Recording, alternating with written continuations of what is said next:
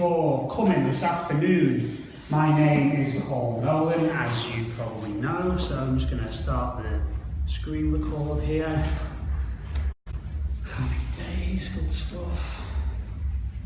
Alright, so thanks for coming this afternoon and spending some time with me. As I said, my name is Paul Nolan, and for the next sort of 45 minutes I'm going to do a bit of a track breakdown of something we looked at this morning if you were here for the first masterclass, which was more about bass sound design and a sound design approach using a reference track.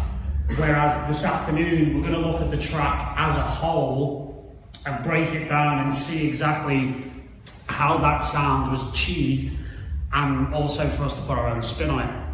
As I said in this morning's masterclass, and it's worth repeating now to you guys who have come this afternoon, we're using this reference track not as a complete duplication. We're going to use it as an influence and as a signpost towards somewhere much more interesting and much more unique places that we can go. So again, it's an important aspect to bear in mind. So what I'm going to do is I'm going to play a bit of the track first, and it's a Julian Jeweil track which was released on Drumcode in September. So I want to just play a little section of it and then be able to sort of break down exactly what's happening with the drums, how the drums have been selected, how the groove has really been achieved, and how it's got this really beautiful, really rolling feel, and how some of the sounds that we analysed and looked at this morning, how that really integrates with the rest of the track and how everything feels like and sounds like it's all working together. So let's just have a little listen. I'm just going to pop that in from the break here. Okay.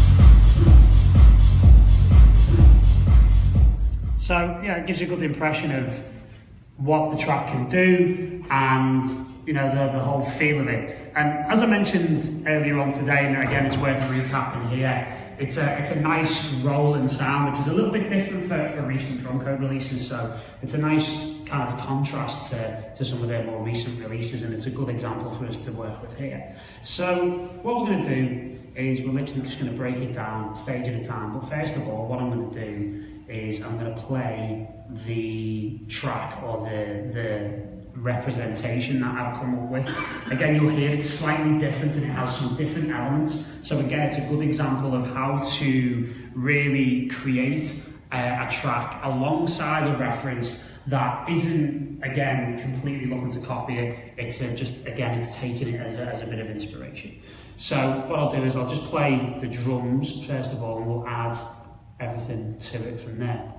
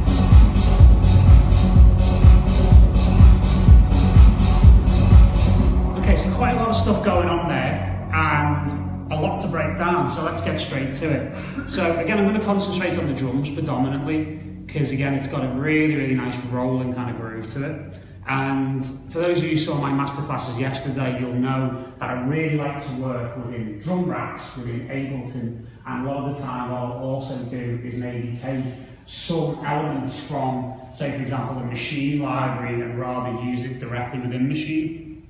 I'll integrate them into drum racks. And one of the reasons why I do that is purely for the workflow within Ableton's own workflow and architecture where drum racks are concerned. Those of you will probably understand this already, but it will effectively split out each individual sound into its own channel.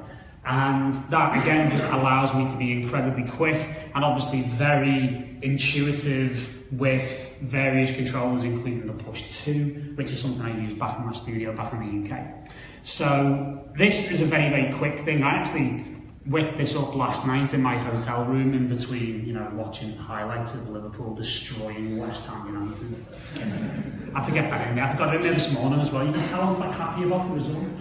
So basically, what I've got is just a very simple, very, you know, almost like a basic drum groove. And I'm a little bit different from a lot of producers because I actually don't really apply a lot of swing to my MIDI. You know, you see a lot of people like very good producers, you know, knocking things very slightly off the grid. And if you analyse where my MIDI is, it's all absolutely just square. But where I get my groove from is more to do with the shape of the sounds and the sound selection. I'd say I probably take about 70% of the time I spend on a track just purely selecting the sounds.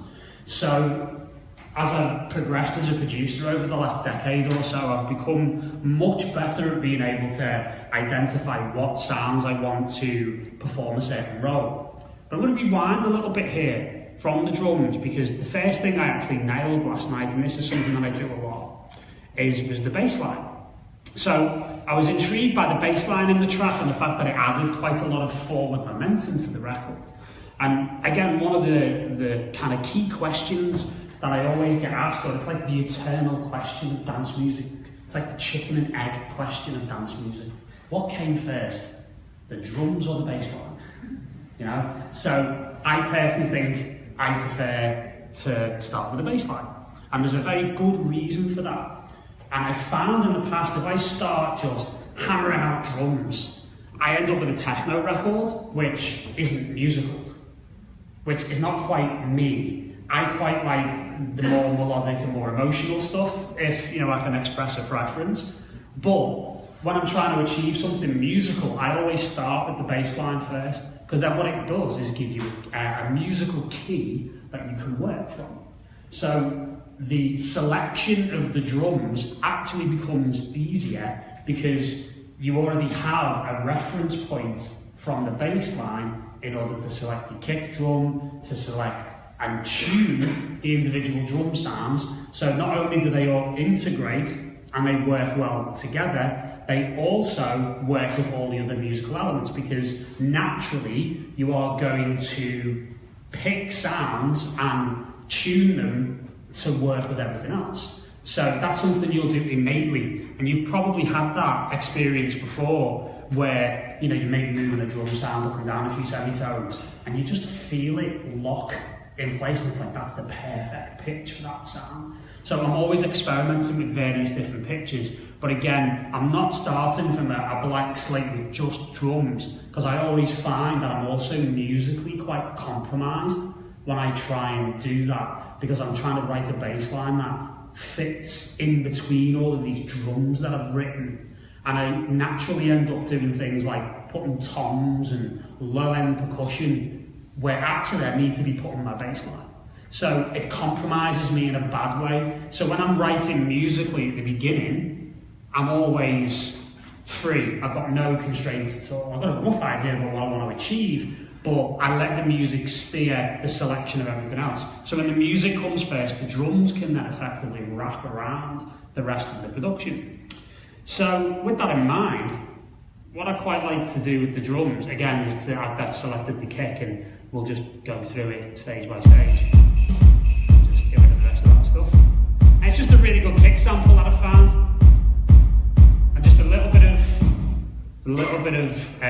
class on there. Now, one of the things that I do like to do as well with the EQ8, I don't really use it for that much boosting. I mostly use it for cutting and filtering. But what I do like to do is right click on the top here, and I like to use the oversampling option. And this is a really useful thing if you want a really solid, very clear signal, because the way the oversampling will work is that it will take the input from, say for example, the kick drum in this case. It will then multiply the sample rate by, I think it's ×4 or ×8 sample rate, thus giving you a far greater accuracy and far greater detail when you're actually, processing with the EQ. It will then return it down to the native sample rate at the output. So it gives a much higher resolution. It also has a bit of a cost in terms of processing and CPU. So obviously be a little bit careful when you use it and you start getting into multiple instances of it, and it can be, a little bit expensive where processing is concerned. So wear to the wise on that. So I always have that set up like a default. Essentially, another thing I like to do in Ableton is I actually like to have it clicked save as a default preset. So every time I open up an EQ8, it opens flat, deactivated, but with the oversampling on. So it's not something I have to do time and again every single time. I like to be able to do things once and never have to do them again. One of the things I say to a lot of my clients when they ask me, why are you so organised with everything? The answers I want, it's because I'm fucking lazy. And I can't be bothered doing anything more than once. I hate it. So, I've got better things to do in my life, like watch Rick and Morty and cage fighting, do you know what I mean? So, basically, if I have that as a default preset, it just allows me to have that set up that way every time. So it's just a good solid kick sample that has kind of come into my life. And, we've made quite a few tracks together. And it's great because I've gotten into this habit in the last couple of years of I'm just using the same kick multiple times, because again, it's that whole ability to create a signature sound for yourself. Again, metaphorically speaking, as soon as the needle hits the record on a lot of your favourite tracks, you instantly know it's a particular artist. And it's because those artists are very good at recycling the same sounds and using them in new and inventive ways. So, from here to a shaker,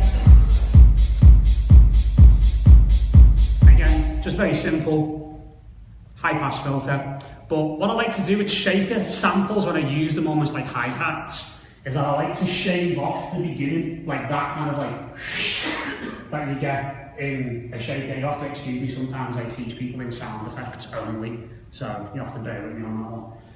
I just like to offset the beginning so I get a nice tight attack on the beginning of the sample, and I'll just move it around just to get a different feel. And I'll do that for you right now so you can hear it a little bit.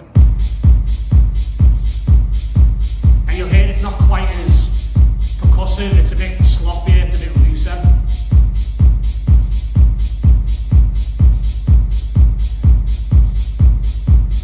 So it's using the advantage of the shaker sound, but just shaping it a little bit more. And again, you can actually modulate that using LFOs and stuff like that if you want to have a very slight difference. So you can start to just, make each shaker sound slightly unique if you want to get into that level of detail. Another one of my favourite little tricks, something I spoke about a little bit yesterday, but again worth going through here, to add a little bit more rhythm, I like to use a simple delay. Now this could be any delay where you have stereo splits and you can basically set separate left and right delay channels.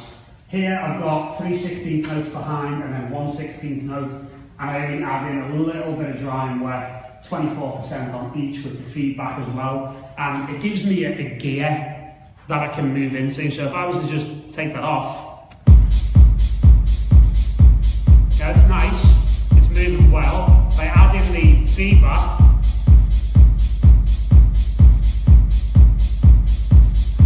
it just adds a little bit of rhythm and adds a little bit more complexity to it. And it's just implied really. It's not like a massive, big central plank of the track, but it just helps things move forward. So all these little details that really help you to get the sound. Again, just moving to the clap. Little tiny boost on the top end just to make it a bit more punchy. Again, it's just a solid 808 clap. Now the rides are always quite interesting for me. And you can see from the pattern, they're just on an 8th note.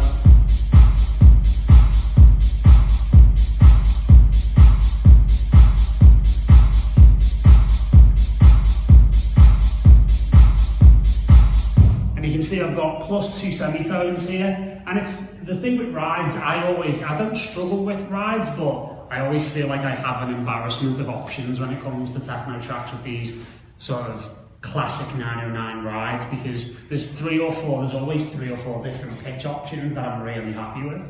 So I tend to, with this particular type of style, which is a bit more groovy, I always go for the slightly higher pitched. But as you'll hear, even just changing the transposition down, sounds good. Sounds great.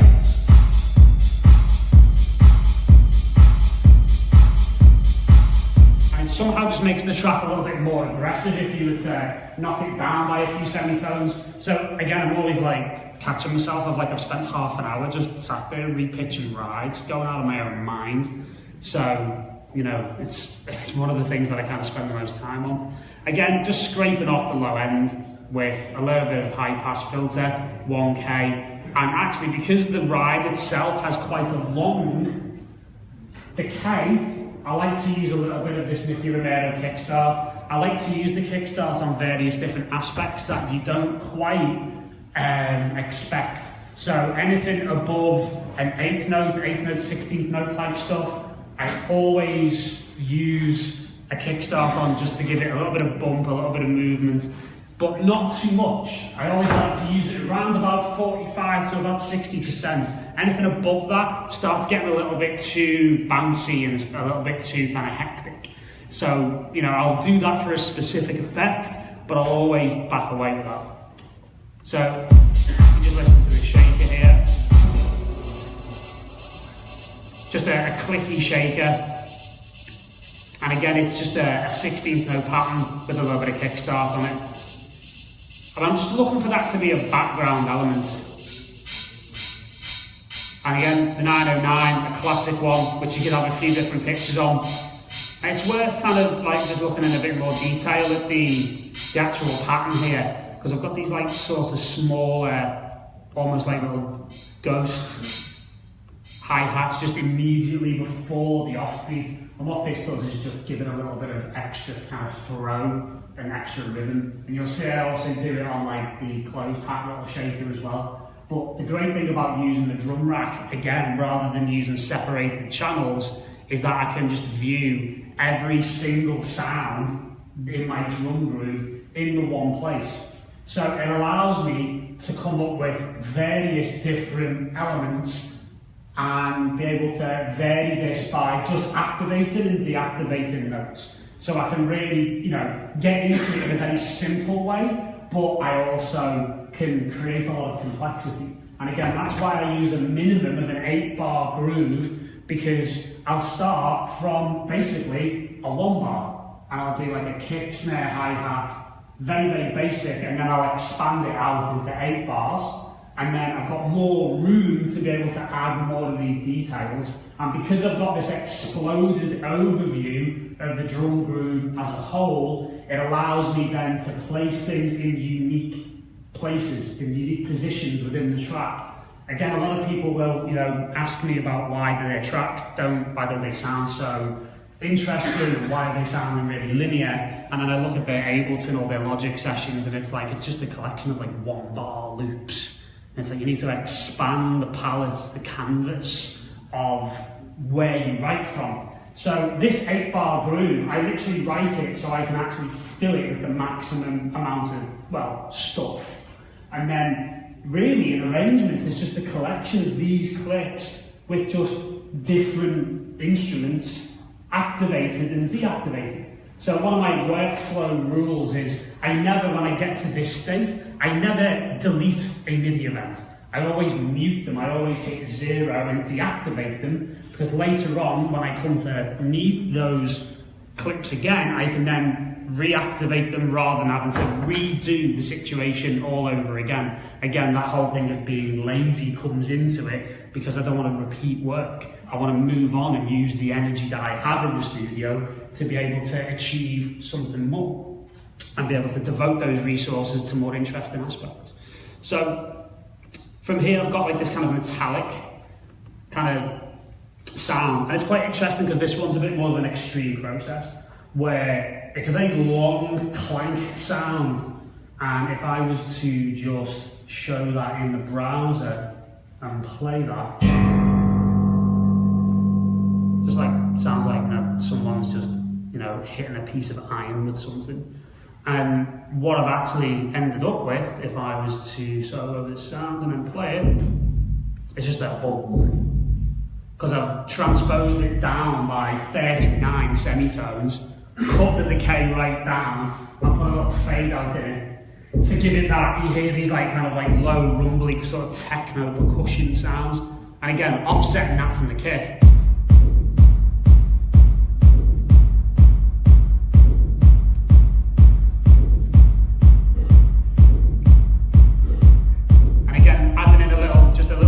Snippet, which is just from a little loop I found and just decided to snip that section.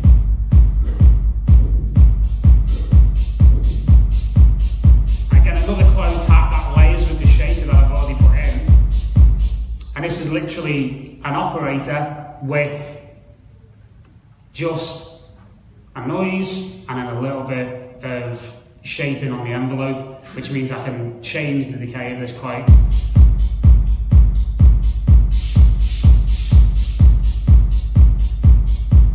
Almost use that as a riser. So one of the things I like to do with these types of elements, I like to try and use them for more than one function within the track. I like to be able to take a white noise sample, shape it into a hi-hat, and then lengthen that decay so it becomes an effect, it becomes a riser. So if we can actually leave enough space in the track by not overfilling things with too many elements, it means there's more room and space for these sounds to express themselves, especially when it comes to, you know, rolling filter cutoffs up for bass lines and changing the shape of sounds through a track. It's really, really important because it really gives the track a lot of life. Again, another sound I've got here is a snare. Now, this snare is something that I've built from scratch using the machine drum synths. So again, one of the masterclasses I gave yesterday went into a little bit of detail on machine drum synths, and they're one of the most overlooked and underrated parts of Machine. I often make entire kits in Machine using nothing but drum synths from scratch, and it's been one of the reasons why I've actually fallen in love with Machine all over again, rather than just using the samples. So you can hear it's quite a noisy type of snare, very similar to like a 909 or an 808 style of snare. And again, it works well with the rest of the groove.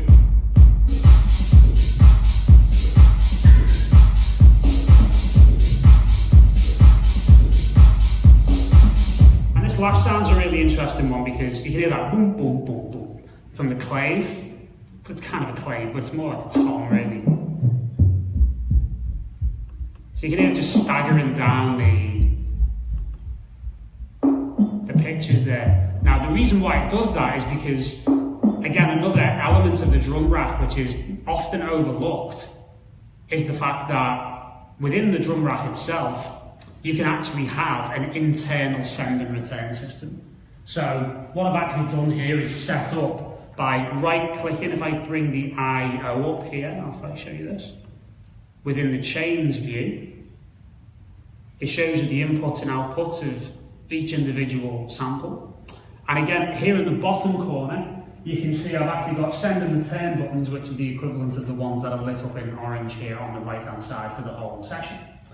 So if I was to add the return in here, you can see I've got I called it grain, because I've actually got a grain delay in here after an EQ. So what you can see here, this grain delay is set to -5 semitones. So actually, when you hear that boom, boom, boom, boom, boom, that it goes down the pitches, that's actually only one hit. That's literally the sample being fired once, and then the grain delay is taking care of everything else. So the great power of this now is you can see there's a send control for each individual sound within the drum rack, so it's within its own architecture. Another useful tip where drum racks are concerned is you can actually right click, as it says here, create return chain at the bottom, and you can create a blank return chain. Now, one of the things that kind of drives people mad about drum racks is I can't just say, for example, let's say take, I don't know, the ride and send it to one of the main return channels within Ableton. Well, you can, because rather than setting up its own reverb, which is great because it'll save with the drum rack. This is another thing. When you save this into a library of sounds, this will save as a self-contained unit, so you'll get that sound every time. You're not reliant on that, having the connection to the right sends if you're using it in a different track. If I click on Audio 2 for this return chain, I can decide to send the return chain out to this return here, the main return on B, which I'm using an Eventide black hole reverb, which I did a little bit of a talk about yesterday. It's one of my favourite reverbs. And again, the Eventide stuff is, I absolutely love all of their stuff. The harmonizers, I love the black hole, the new multi-tap delay we've just done, the T-verb, all amazing stuff. So the great thing here is it actually will now allow me to use send B to send individual sounds out to this particular reverb.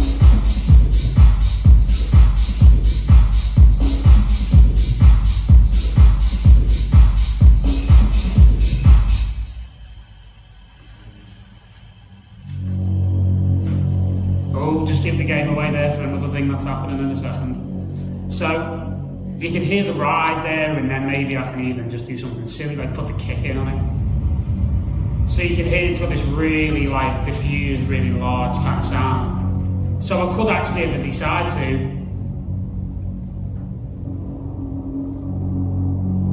just add in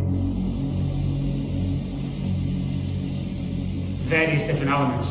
Now, what happens in that situation is you actually lose the ability to use the B send on the overall drum rack channel. So that's a little bit of a price that you have to pay. But to get the specific results that you're after, it can actually be quite a useful exercise. So that's the drum rack, but there's a lot more going on here which I want to concentrate on. So here I've got a classic plugin, Spectrasonics. Absolutely love Spectrasonics. Phenomenal piece of kit.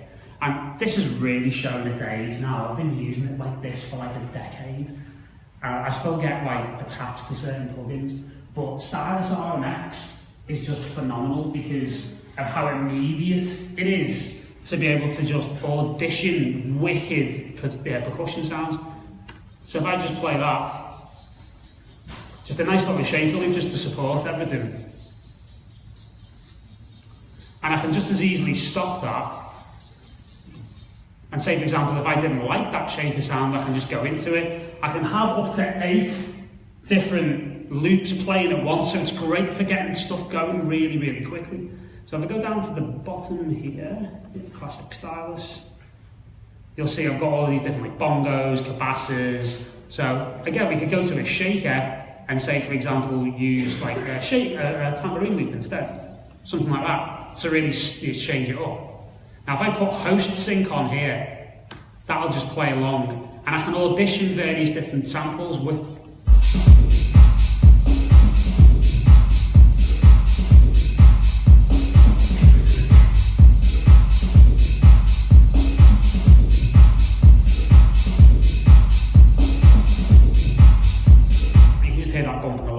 So again, Stylus RMX is still something I use to this day.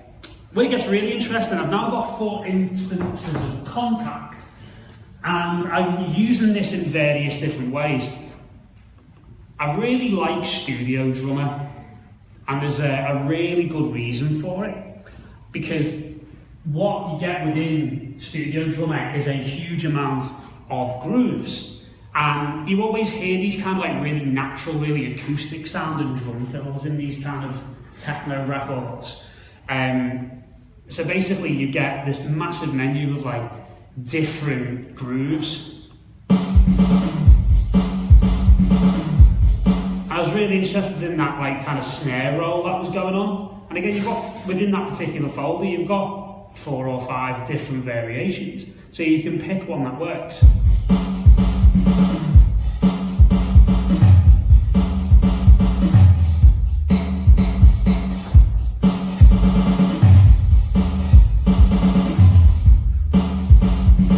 And as you can hear, as you go down the menu, they get a little bit more hectic. But one of the things I really like is the ability to take a variation like that and be able to just drag the MIDI straight in.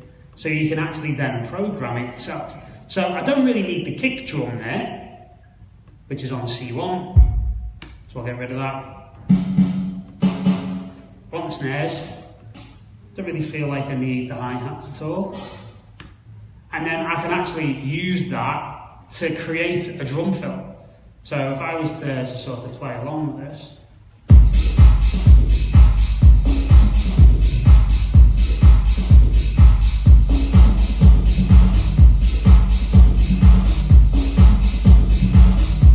and you can have a little bit more refinement, but again, that's kind of the process for that. So I've actually got that on a separate channel here, and you can see I've expanded it out to 8 bars and just selected the note I want. So it can be quite useful to work that way. So if I was to just start both of those, like this.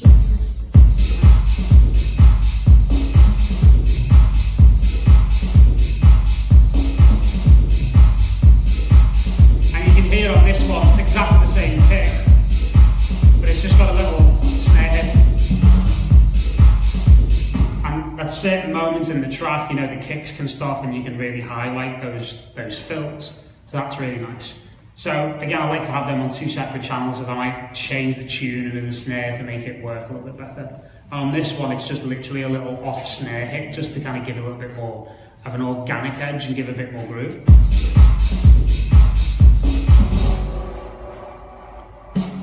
That's all it is. But if I play that with, you know, just really works and just opens things up nicely.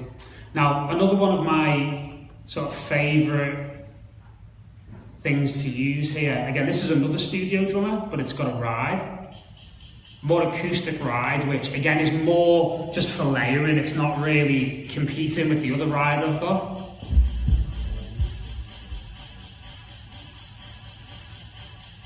It just, again, gives another layer to proceedings.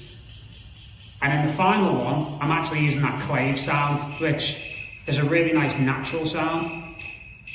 And I'm a big user actually of this particular Contact library called Cuba. And there's some lovely sort of real natural percussions in there. You can see, you know, maracas, cowbells, cabasses, you know, gyros. But I really like the wood blocks to kind of give that kind of really insistent vibe. And one of the things I really like to do here, I can actually change the claves quite a lot. There's a fair selection. And you can hear the tune slightly differently, we've got slightly different tones. So depending on what style you're going for, you can even have spoons if you want. You can tune it up or down. Again, the native kind of groove as it is straight is pretty cool. And again, it's just combining those really, like, you know, aggressive electronic elements with something a little bit more natural, a little more human and organic sounding. That's really where the groove and the feel for this type of record comes from. And again, a word on processing on the drum group as a whole. I really like to add some drive with an auto filter. So again, I'm actually doing a little bit of a high pass around 26. But again, I'm using this MS2, MS20 kind of filter circuit, which for those of you who see a few of my masterclasses will know I'm a very big fan of.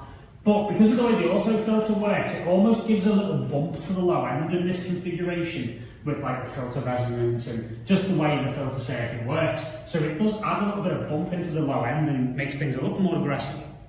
Now, the next thing I use, again, I've talked about this before, but worth mentioning again, Supercharger GT from Native.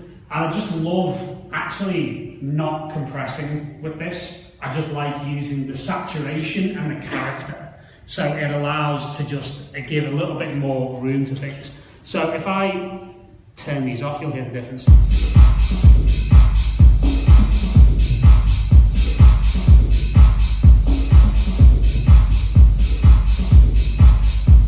It just seems to smooth everything out and just lift things a little bit more. Now, for the eagle-eyed amongst you, you'll see Send D is currently going crazy, and I've got the whole of the drum group sent over. I'm sure you guys are familiar with the process of parallel compression. Yeah, so this is a favourite technique of mine to really get those drums having like a lot of extra depth and weight as you move through the stages of production. And again, I really like using Supercharger for this. And where I don't compress on the group, I'm just looking to add saturation and warmth and depth. Here, I am, quite frankly, smashing the living you-know-what out of the actual drum mix itself. So the whole drum group goes over here. So what I want to do is, quickly, I'm just going to play you, that's what it sounds like. And you can just see the things going mental. Just absolutely squeezing the life out of it.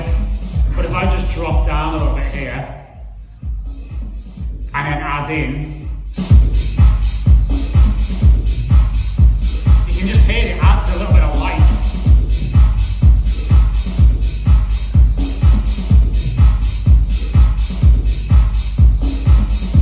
Okay. So there's the drums, there's the drum groove, and again, that's the basis of an entire track there. But it needs more. Obviously, we have the bass, which is something we looked at in this morning's sound design workshop, masterclass. So you can actually really group those two together and just use them as a bass group. And again, that opens up more processing opportunities for us. So a couple of things to focus on here is the use of a sound design technique that I love a lot. And again, I kind of mentioned this previously yesterday, but again, worth going through here. A lot of like the tension that comes from this track has come from this sound.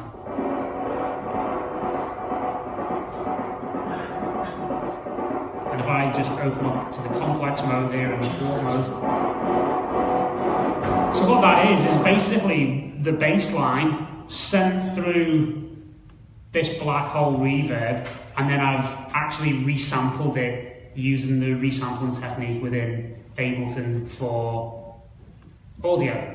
So I've soloed the reverb and recorded this using the resampling input back into an audio track, and then manipulated it using the warp mode. So I actually like to do these things where I warp things wrong. I've just taken a 4-bar section and then just glitched it with this specific warp setting of 16th note preservation. The warp loop, the transient loop mode is off, and then the actual envelope's at like 27, so I can almost make it gate.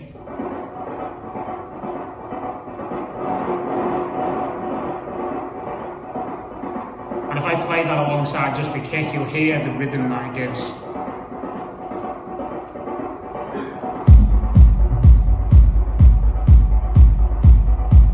Quite powerful, and it just chugs away in the background. And again, only other thing that's happening, a little bit of high pass and a bit of kickstart, and I can just chug away in the background and really give a lot of implied pressure and tension. And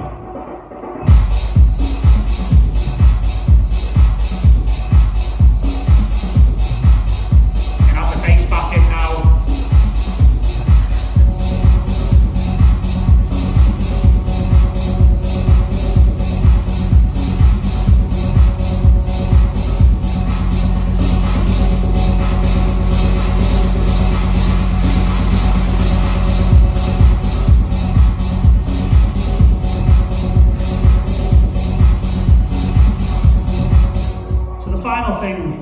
want to just concentrate on for a second is this kind of growl, which you'll hear, which I've placed every 4 bars or so.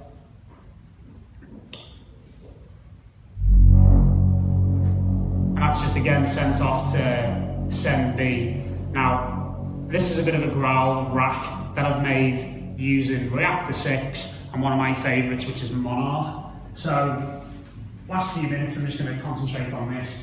Ever so slight detuning on oscillators 2 and 3 here. Now the reason for that is because Monarch sets itself up very similar to a Moog, like a mini Moog or a Moog Model D. So you get that real nice, you know, fatness when you start to just slightly offset the pitch of the oscillators.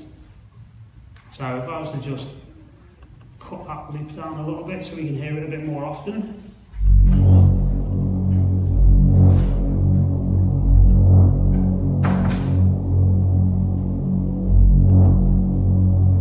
Where that movement in the synth has come from is from the filter envelope. So using the attack to open the filter over effectively 750 to 800 milliseconds. Now if I was to increase the amount of contour over the filter envelope will have more control over the cutoff. So if we listen to this now, it opens up wider. And again, it's the reverb that's also giving that sound.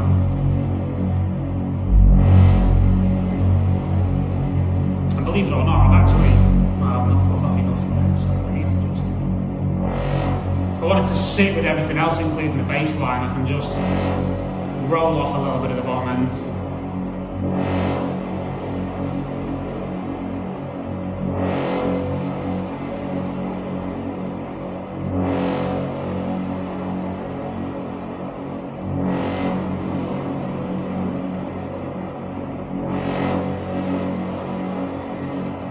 So again, a little bit of H delay there, just to give it that kind of vintage analog delay quality.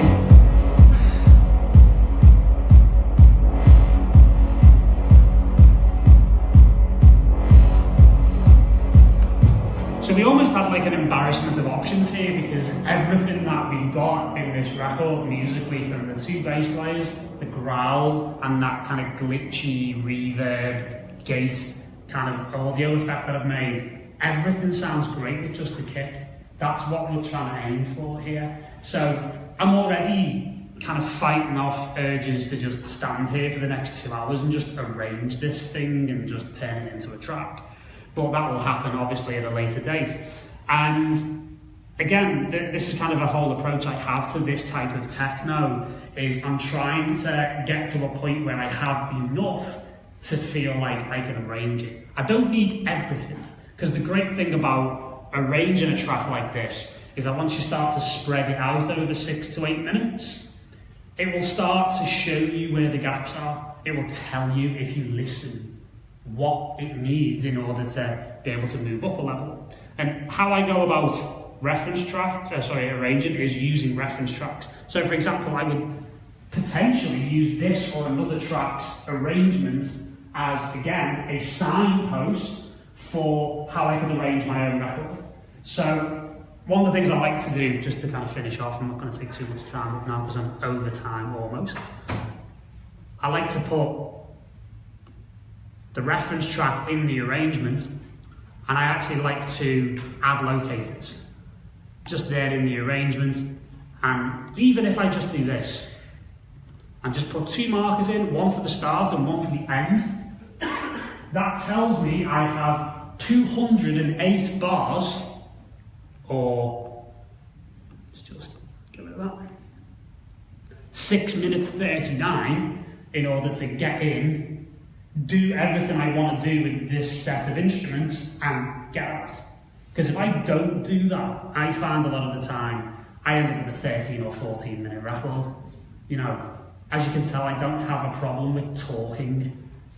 I can do this all day. We could lock the doors and I could have you in here till 10 o'clock tonight if I wanted to without stopping.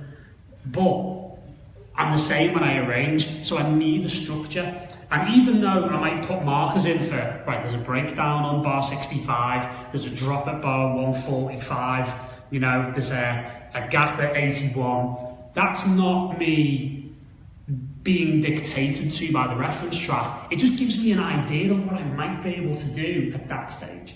So it's just, again, it's guiding. I like to use the analogy of, say for example, I mean, it's weird because I'm left-handed, but if I write on a plain piece of paper, I do like the 5-year-old thing, you know, where it all goes off to the right. But if I have lined paper, if I have guides to help me, I can stay on track. And this takes all of the fear out of arranging, because one of the things I can probably say for most people in this room, the scariest thing to look at in Ableton is probably this. Just this. Just a blank screen.